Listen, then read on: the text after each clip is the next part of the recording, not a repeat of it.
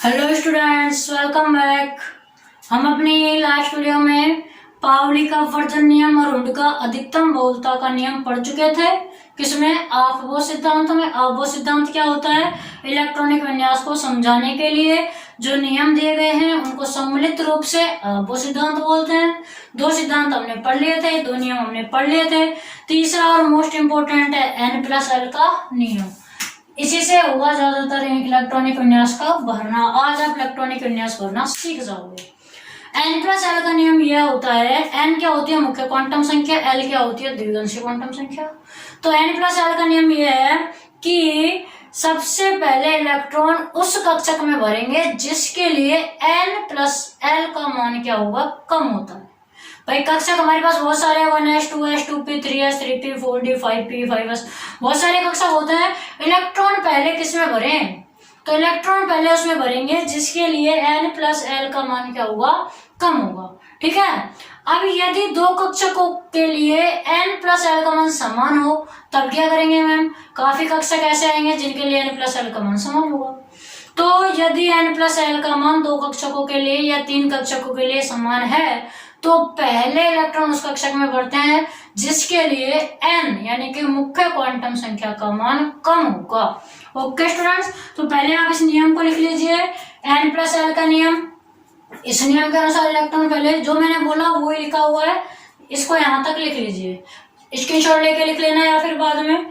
देखिए, तो इलेक्ट्रॉन पहले उस कक्षक में भरेंगे जिसके लिए n का मान कम होगा। सब कुछ वही है। अब आपको एक सारणी बनानी है जिसमें कक्षक लिखेंगे 1s 2s 2p। भाई दो आ रहा है तो दो कक्षक, तीन अगर क्वांटम संख्या है तो उसमें तीन कक्षक होंगे। जितनी क्वांटम संख्या का मान उतने कक्षक होते हैं, बताया। तो 1 क्वांटम संख्या है, 1 ही कक्षक होगा 1s। 2 क्वांटम संख्या है तो दो कक्षक होंगे, कौन कौन से? 2s और 2p। क्वांटम संख्या 3 है तो कक्षक 3, 3s 3p 3d। 4 के लिए 4, 4s 4p 4d 4f, 5s 5p। आपके पास जगह हो तो 5d 5f भी आप लिख सकते हैं, 6s 6p। f से आगे नहीं जाना लेकिन, है ना? क्यों? क्योंकि f में 4, अपने पास s p d f सिर्फ 4 ही क्या होते हैं? उपकोष होते हैं। ठीक है, f से आगे नहीं जाना है। 5p के बाद 5d और 5f। ऐसे मत करना कि f के बाद g h i कुछ ही अपने मर्जी से लगाने लग जाओ, क्योंकि 5 है, 5 हो 6 हो 7 हो, इनमें फिर s p d f 4 4 ही रखने, क्योंकि हमारे पास उपकोष ही 4 होते हैं। ठीक है। अब देखो n का मान क्या होगा? तो मैंने आपको बताया था n का मान तो हमेशा वही होगा जो उपकोष के आगे नंबर होता है। s के आगे 1 है, n का मान क्या हुआ? 1। l का मान फिर से याद करवा दिए थे। s के लिए l 0 होता है, p के लिए 1, d के लिए 2, f के लिए 3। l का मान s के लिए 0, फिर 1, फिर 2, फिर 3। s के लिए l का मान 0। जोड़ दो N+L, एक में 0 ऐड किया 0। 2 लग रहा है आगे, n का मान 2। l का मान चूंकि यहाँ s है तो s के लिए तो 0 ही होता है। 2 + 0 क्या हो गया? 2। आगे 2 लग रहा है तो n का मान तो 2 है, लेकिन p के लिए l का मान चेंज हो जाएगा, क्या होगा? 1। 2 और 1 ऐड करेंगे क्या होगा? 3। फिर है 3 तो n का मान 3 हो गया। क्या लग रहा है पीछे? s के लिए l का मान हमेशा क्या रहता है? 0। ऐड करेंगे 3 और 0 क्या होगा? 3। 3p n बराबर 3, p के लिए 1 होता है, 3 और 1 4। 3d n बराबर 3, d के लिए क्या होगा? 2, s के लिए 0, p के लिए 1, d के लिए 2, 3 और 2 5। 4s क्वांटम संख्या 4 है तो 4, और l का मान क्या होगा? s के लिए 0, क्या आएगा? 4। 4p 4p के लिए 1 5। 4d तो 4d के लिए 2 होता है 6। 4f तो 4, f के लिए 3 spdf तो 4 और 3 7। 5s 5, s के लिए 0 तो क्या होगा? 5। 5p 5p के लिए 1, 5 और 1 लास्ट में लिख देना 6। तो देखो इलेक्ट्रॉन जो भरेंगे, इलेक्ट्रॉनों का विन्यास का क्रम क्या होगा? इलेक्ट्रॉनों के भरने का क्रम, सबसे पहले आपको इलेक्ट्रॉन भरने हैं।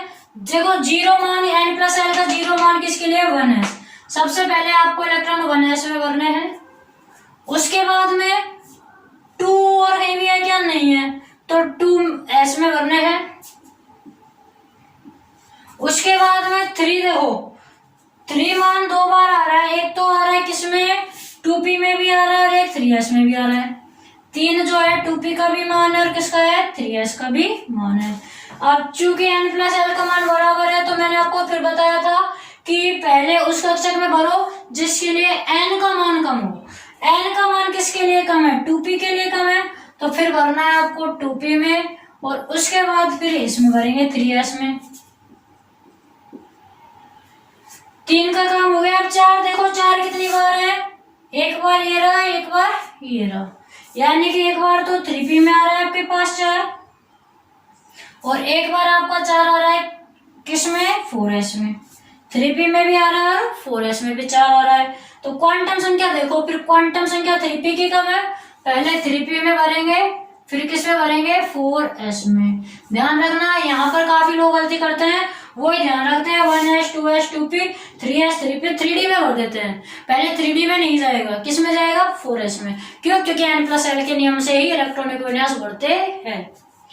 3p में भर दिया, उसके बाद आप किस में भरेंगे 4s में। इसका भी काम हो गया। 5 वाले देखो, 5 एक तो आ रहा है आपके 3d में, ठीक है, और किस में आ रहा है 5 आपका, एक ये आ रहा है 4p में। 3d के बाद आपका 5 किस में आ रहा है 4p में। तो पहले किस में भरेंगे, जिसके लिए मुख्य क्वांटम संख्या का मान कम है, 3d में है मुख्य क्वांटम संख्या का मान कम, 3d में भरते हैं, उसके बाद 4p में, ठीक है ना। फिर देखो 5 मान हो गया। अच्छा 5 मान एक बार और है नीचे 5s में भी है, तो इसके बाद 4p के बाद आपको किस में भरना है 5s में, ठीक है। 5 3 बार आ रहा है किस में 3d में भी 5 आ रहा है, पहले 3d में 4p में 5 आ रहा है, फिर 4p में, फिर 5s में। ऐसे नहीं है कि 3d में भर दिया 4p में भर दिया फिर 4p के बाद 4f में भर दो या 4d में भर दो। 4d और 4f में 5s के बाद भरेंगे। अब 6 देखो किस किस में आ रहा है, एक बार तो ये आ रहा है नीचे से 3 ऊपर 4d में आ रहा है एक बार तो 6 और एक बार आ रहा है 5p में। तो पहले किस में भरेंगे 4d में, क्योंकि क्वांटम संख्या n का मान 4 के लिए कम होगा, फिर किस में 5p में। और आगे तक इसी तरह क्रम चलता रहता है, आगे तक बढ़ाओगे तो इसको, तो n+l का एक तो इस तरह से आप भर सकते हो। मैं आपसे जैसे कहूँ, आप देखो इलेक्ट्रॉनिक विन्यास कैसे बनना है। क्वेश्चन आपको बताना है फास्फोरस का इलेक्ट्रॉनिक विन्यास, क्या फास्फोरस का इलेक्ट्रॉनिक विन्यास। फास्फोरस के लिए परमाणु क्रमांक Z का मान क्या होगा 15। फास्फोरस के लिए Z का मान 15 होता है। 15 के लिए देखो अब S कक्षक में अधिकतम 2 इलेक्ट्रॉन भरे जाते हैं। ध्यान रखना ये चीज भी लिख लेना क्या, कि S कक्षक में अधिकतम 2 इलेक्ट्रॉन, यहाँ लिख लेना S में अधिकतम 2 इलेक्ट्रॉन होते हैं, P में अधिकतम 6 इलेक्ट्रॉन, D में अधिकतम 10 और F में अधिकतम 14। इतने ही अधिकतम भर सकते हैं हम। तो सबसे पहले 1s में भरेंगे तो कितने 1s2, ठीक है, 2 चले गए 13 बच रहे, फिर 2s में भरेंगे 2s2 अधिकतम भर दिए। 2p में कितने 6 अधिकतम भर दिए, 4 2 8 और 2 10, अब भी बच रहे हमारे पास, तो फिर क्या है 3s में 2, अब कितने बचेंगे 2 2 4 4 6 10 10 2 12 भर दिए, 3 बच रहे हैं। 3s के बाद क्या है 3p 3 हो गए। देखो 3 और 2 5 5 और 2 7 7 3 10 3 13 और 2 15 हो गए ना 15। तो ये हमारा फास्फोरस का क्या होगा इलेक्ट्रॉनिक विन्यास। सीख गए, वरना ये ध्यान रखना जब तक 1 1 के चलेंगे कॉमा नहीं लगाना है, 1 के बाद 2 आ गया कॉमा लग गया, जब तक 2 के चले कॉमा नहीं लगाया, 2 के बाद 3 आया लग गया, 3 का जब तक चलेगा नहीं लगाएंगे, 3 के बाद 4 या 5 आएगा तो लगा देंगे।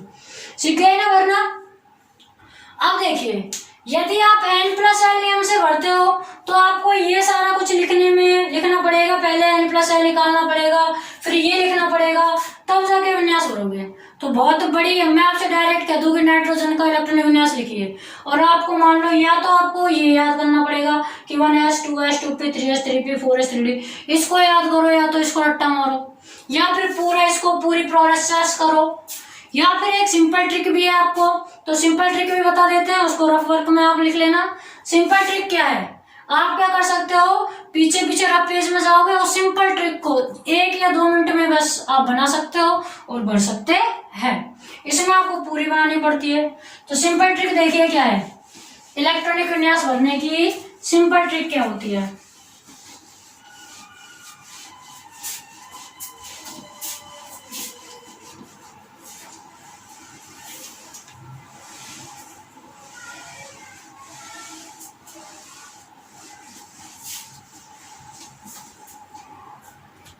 देखिए आपको क्या करना है, पहले एक गोला 1s का, फिर 2 गोले 2s और 2p के, फिर 3 गोले बनाने हैं 3s 3p 3d के, फिर 4 गोले बनाने हैं 4s 4p 4d 4f के, फिर 5 गोले बना लेना, 4 ही रहेंगे, सॉरी 5 तो नहीं रहेंगे, 5s 5p 5d 5f। 6 पर जाना चाहो तो जा सकते हो, नहीं जरूरी नहीं है। तो देखो सीधा सा है, इधर से तीर के निशान लगाओ,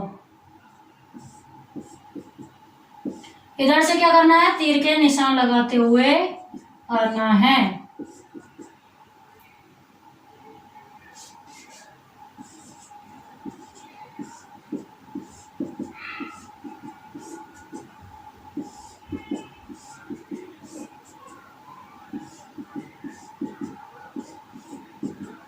आगे तक चलते रहेंगे और लिखेंगे तो देखो यहाँ से सीधा सा हो गया। मैं आपसे कहूँ कि आप मुझे बताइए कि आर्गन का इलेक्ट्रॉनिक विन्यास क्या होगा, या मैं आपसे कहूँ मैग्नीशियम का इलेक्ट्रॉनिक विन्यास बताइए। मैग्नीशियम कहाँ आता है, 12 नंबर पर, सोडियम मैग्नीशियम 12 पर आता है ना।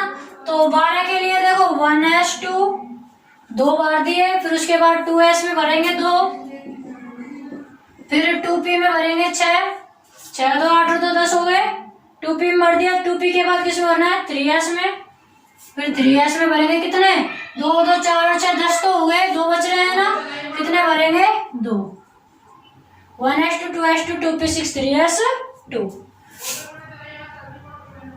2 4 4 और 6 10 10 और 2 12, ठीक है, कितने हो गए 12। ये हो गए मैग्नीशियम के। अब देखिए तो ऐसे ही आप यहाँ से इससे सीधा सा बता सकते हैं, 1s में गया, 2s में, 2p 3s 3p 4s में गया, फिर 3d 4p 4s में, ठीक है ना, कर सकते हो आप। यहाँ से आप सीधा सीधा कैसे बताओगे, ऐसे चलते आ रहे, 1s में गए, 2s में, 2p 3s। इसको बनाने में भी आपको सिर्फ 1 मिनट 2 मिनट लगती है, ज्यादा टाइम नहीं लगता है, तो इसको आराम से आप कर सकते हो। ओके स्टूडेंट्स, अब देखिए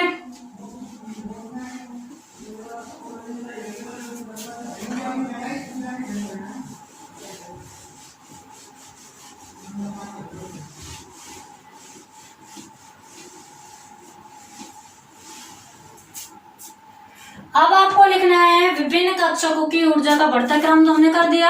अब लिखना है अर्धपूरित कक्षक और पूर्ण पूरित कक्षक का स्थायित्व। इलेक्ट्रॉनिक विन्यास भरने के लिए एक और चीज आपको याद रखनी है कि अर्धपूरित कक्षक व पूर्ण पूरित कक्षक का स्थायित्व। अर्धपूरित कक्षक व पूर्ण पूरित कक्षक का स्थायित्व। जो हम जब इलेक्ट्रॉनिक विन्यास भरते हैं तो अर्धपूरित कक्षक जो होंगे और पूर्ण पूरित कक्षक जो होंगे उनका स्थायित्व क्या होगा, सबसे ज्यादा। इसमें आपको लिखना है अर्धपूरित कक्षक, इसमें लिखना है अर्धपूरित कक्षक कौन से, जैसे कि P3D5 व पूर्ण पूरित कक्षक P6D10 का स्थायित्व का स्थायित्व अन्य कक्षकों की तुलना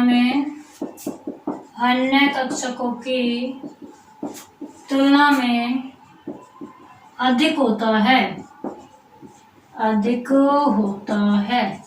मतलब कहीं अगर अर्धपूरित और पूर्णपूरित का बन रहा हो पहले संयोग, तो पहले उसी में भरेंगे, ठीक है ना। स्थायित्व अधिक होता है। जैसे हम बात करें 2p3 की, तो 2p3 आपका ऐसे हुआ, और बात करें 2p4 की, 2p4 आपका क्या होगा, ऐसे होगा। और बात करें 2p6 की, तो 2p6 आपका ऐसे होगा, 1 2 3 4 5 6। तो जो आपका अर्धपूरित है, यानी कि जिनमें एक एक इलेक्ट्रॉन है, वो अधिक स्थायी होंगे। ये दोनों तो क्या होंगे, अधिक स्थायी। और जो आपका बीच वाला ये क्या होगा, कम स्थायी, ठीक है ना। ये दोनों अधिक स्थायी होंगे, बीच वाला क्या होगा, कम स्थायी। इसका कारण क्या है, कारण लिख लीजिए। अर्धपूरित व पूर्ण पूरित इलेक्ट्रॉनिक विन्यास कक्षकों को सम्मति प्रदान करते हैं। पहला लिख लो, अर्धपूरित व पूर्ण पूरित कक्षक, अर्धपूरित व पूर्ण पूरित इलेक्ट्रॉनिक विन्यास कक्षकों को सम्मति प्रदान करते हैं। ये इसका क्या है, कारण। तो आज के लिए हम इतना ही पढ़ेंगे। कल हम अपना नेक्स्ट टॉपिक कंप्लीट करेंगे। Okay students, thank you.